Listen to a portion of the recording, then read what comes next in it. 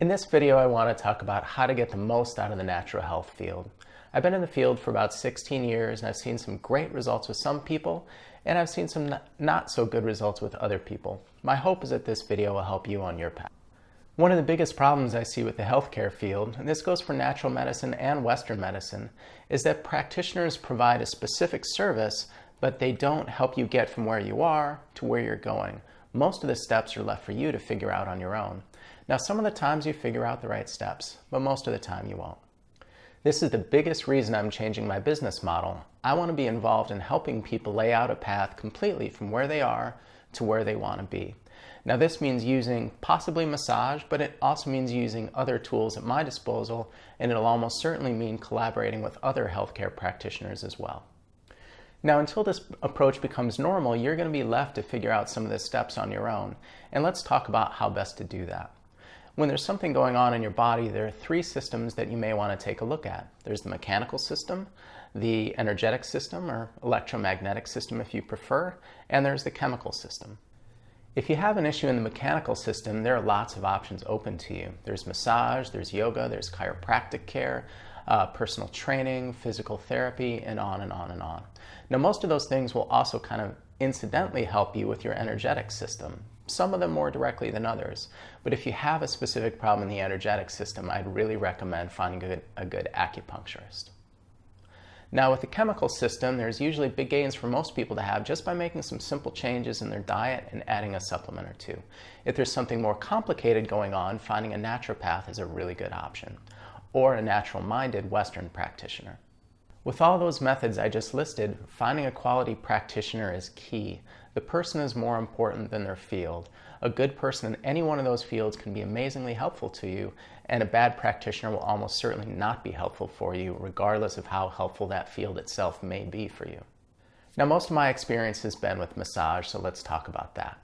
Over the years, I've seen great results with people who come in regularly, and I've seen mostly disappointing results with people who don't come in regularly. Now picture a line here, and this line is your body with no issues. There's another line here, which is kind of a threshold point where you start to feel the issues.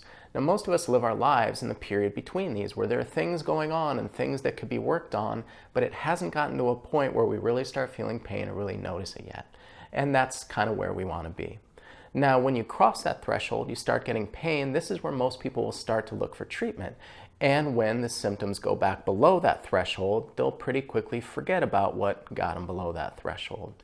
But this is key. When you go below that threshold, you want to go a little bit further and get it back down to that baseline. So when things come up in life, as they always will, you have some resilience and you don't automatically go right back to having the symptoms and right back to having the pain again. And now, because of that, where I've seen the best results over the years is with people who cross that pain threshold back into no pain and then come in one or two more times after that just to get the body more habituated to it. Now, where I've seen the worst results is when people are above that threshold and they try to just do as little as possible and hobble through it. So maybe they bring it back to here where it's still there but it's tolerable, and then they keep doing what they're doing. Or maybe they bring it back to here and then stop coming in and it pops right back up. And in that case, what they're going to do is more than likely say, well, I tried massage, or I tried chiropractic, or I tried this other thing and it didn't work. Maybe they try something else, maybe they try another therapist, but as long as they keep that mindset, they're really not going to get good results. And I get it. I've been there. There are only so many hours in the day and there's only so much money in the wallet, right? But what happens is if you let it linger here for long enough, the body always adjusts to its situation. And if you have a painful condition, the body will start to move in a different way to mask that pain to allow you to do what you want to do.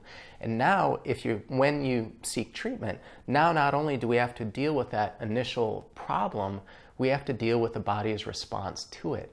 And that's much more time consuming. And if that problem's been allowed to hang out for long enough to where you've created habits around it, now we have to rewire those habits, and that's really time consuming. Now, all of that can be done, and I've done it before, and I know other therapists who can do it. But what gets us through that point is regular massage. And at that point, you're spending more time, more money, more resources to take care of it. So it's much better for you if you take care of it properly the first time around.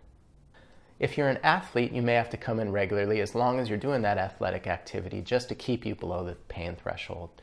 And if you're living a high-stress life, you're essentially an athlete, but the muscles being worked are the ones in the fight or flight response. More than likely, the muscles in your neck and shoulders that help your body with shallow breathing. And if that's the case, you're probably also going to want to come in regularly as long as your life is in that state. The other biggest tip I can give you is to do things outside of the massage. This may mean cleaning up your diet to reduce inflammation, which will help with the chemical system. It may mean learning stress relief techniques or meditation to help with the energetic system. And it may mean learning some stretches or exercises to take home to work with your mechanical system. Everything I've said about the pain threshold is true for other symptoms as well. And everything I've said about that threshold can be triggered by anything in any of those three systems or a combination of all those three systems. In my experience, the best way to work with it is to work all three of those systems rather than focusing on one. Need help finding the way? Find a good practitioner. And if you need help finding a good practitioner, send me an email, let me know. I'd be more than happy to point you in the right direction.